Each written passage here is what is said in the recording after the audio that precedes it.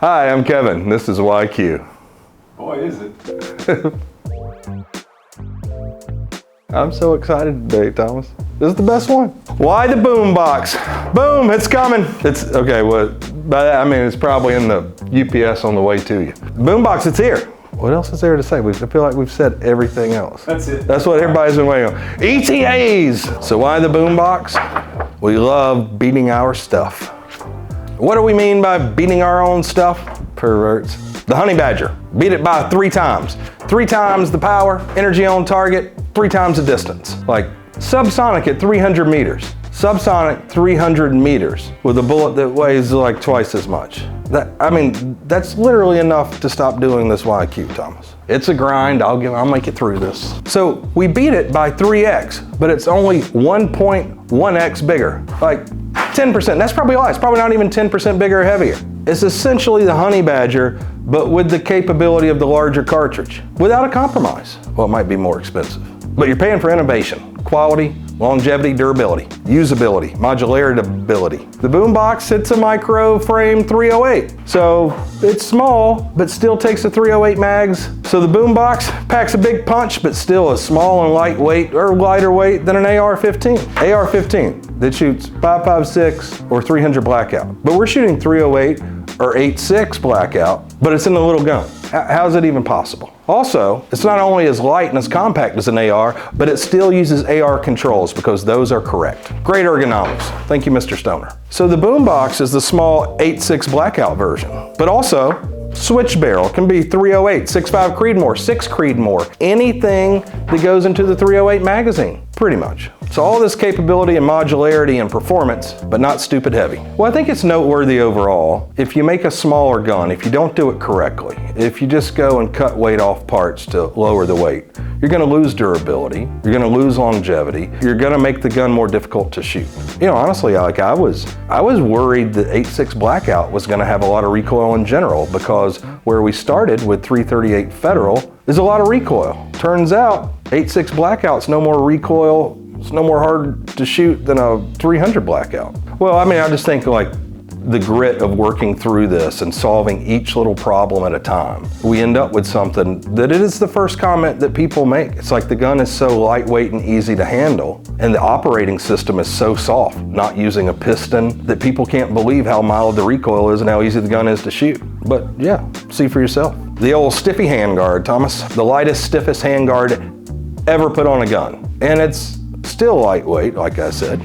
I think a lot of you have the misconception that lightweight means not durable, or that heavy means durable. Like, that's not correct. Properly engineered and designing it for the right materials and the right purpose, you can get something lightweight, ergonomic, that is incredibly durable. And in this case, you want the handguard to be stiff, because what if you're mounting a laser to it? You load your bipod. You don't want to be shooting over your target. So a lot of thought and consideration went into it. When you see the shape of the Boombox handguard, it's very ergonomic. And you think, oh, that's very nice. It's actually done to make it incredibly stiff and still be ergonomic. So we're able to do that, whether it's the receiver on the fix, or the Boombox, or the handguard. So when we start the design process, we know we need it to be stiff. So that's the goal. And then how light can we get it? How ergonomic can we get it and not sacrifice the stiffness or the durability? That's kind of our process.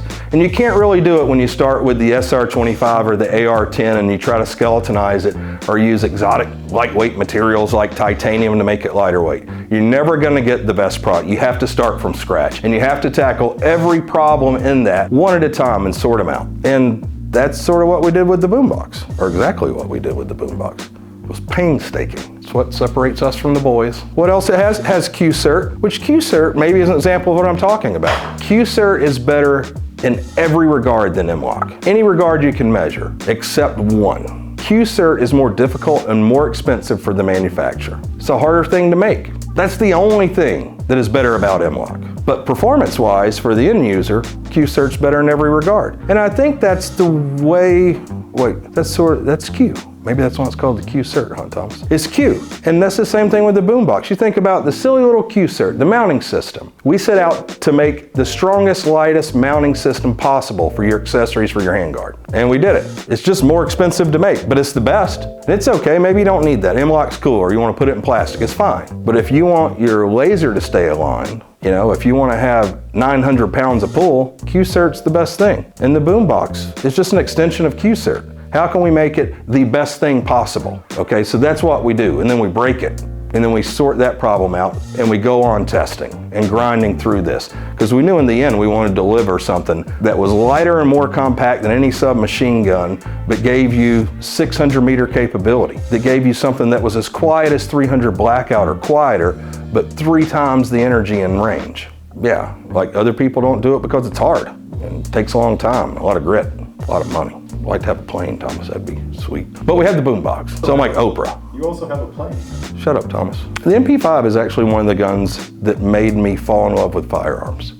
The M16, the MP5, but I mean, let's be real. It's a 9mm that weighs more than our .308 gun. So the Boombox, it's lighter and smaller than the MP5. The MP5's 9mm. It's like Jay, and I'm 8'6", and that's what the Boombox is, baby. Oh, whole illustration of it. Jay, MP5, KB, Boombox. Boombox, baby. And if all that's not enough for you, this is historically significant. This changes things, all right? Changes things for the military, changes things for home defense, law enforcement. It changes things for hunting. You live in Texas like shooting them pigs, get you a Boombox, my man. All right, Rodney's not gonna waste all your 300 blackout and 5.56 ammo trying to shoot these things. It's like one shot, you kill 10 pigs with 8.6 in the Boombox. It's pretty much magic. Imagine a DMR, the designated marksman rifle. It's lighter than an M4, all right? You get a longer barrel for your Boombox, that's what you have. You know, as we started solving problems with the Boombox, then you realize it can be this, it can be this. We can do this with it, which we didn't know. And you don't know when you start designing, developing, and testing things. Like, we can have an idea about stuff, but until you start doing it, we don't have confidence. And you start chasing down one problem, you know, sometimes that leads to another solution, which is a pretty wonderful thing. You can't do it without trying. Okay, fast twist, right? We only started doing fast twist to try to get accuracy out of subsonic rifle bullets. And then we realized that the rotational velocity puts more energy in target. So it's more lethal, way more efficient, way more effective. Spin the bullets fast. And we only found it because we were willing to chase the accuracy with subsonic rifle bullets. That's a pretty wonderful thing. So is that getting lucky, or is that just working hard and solving problems? Probably like most things, combination of the two. Amazing, you get really lucky when you try real hard, Thomas. With problems, unless you're an idiot, come solutions. And so the Boombox then evolves into a recce sniper rifle, DMR. Big game hunting, predator hunting. It's a great solution for all of these. For home defense, super or subs, incredibly effective. I use 300 blackout currently. It's effective. This is super effective. This is like the superpowers of effective. This is like the 1% of the most effective. The crust of effectiveness is what the Boombox is. It's the really, what would you say there? I don't know, maybe I lost myself with that one. The Boombox, direct impingement, perfected. Yeah, perfected.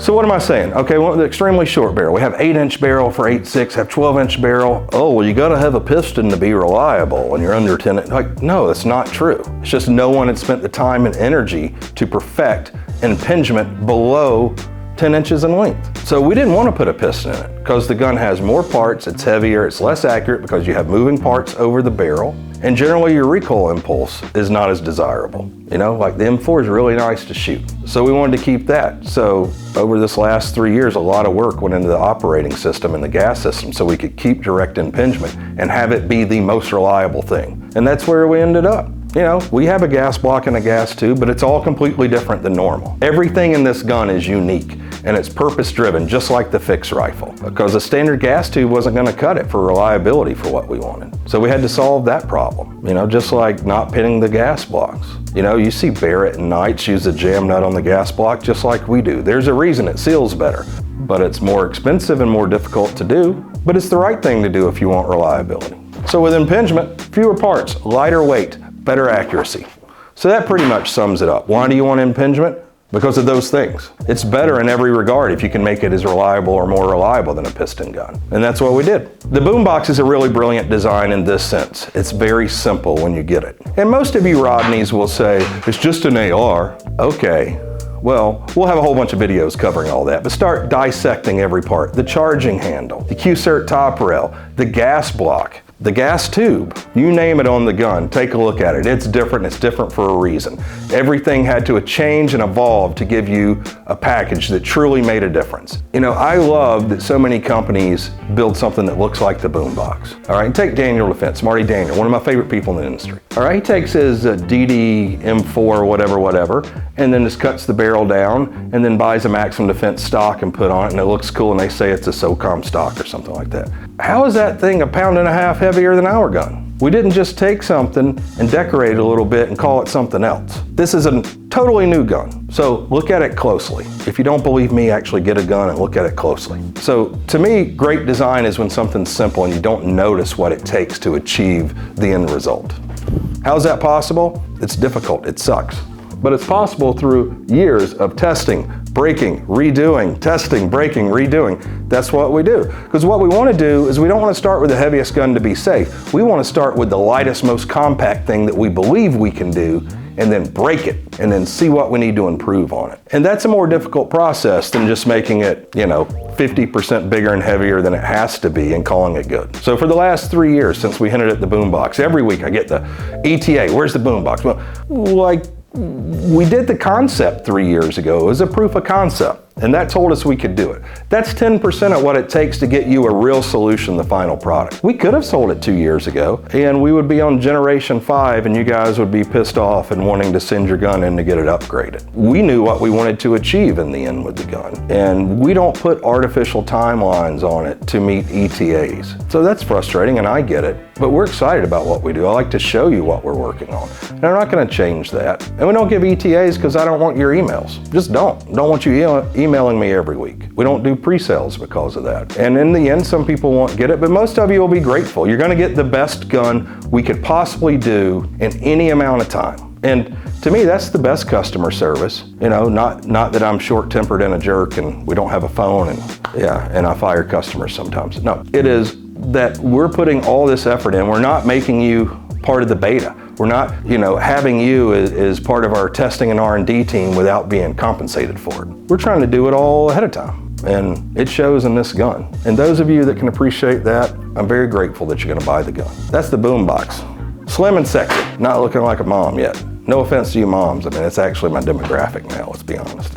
I like it, it's fun. But I know most of you, and I'm not throwing stones, I was a racing snake myself in college, but here we go. The years haven't been as kind to me, not to some of you. Boombox, light, racing snake, slender. Hey, what is a racing snake?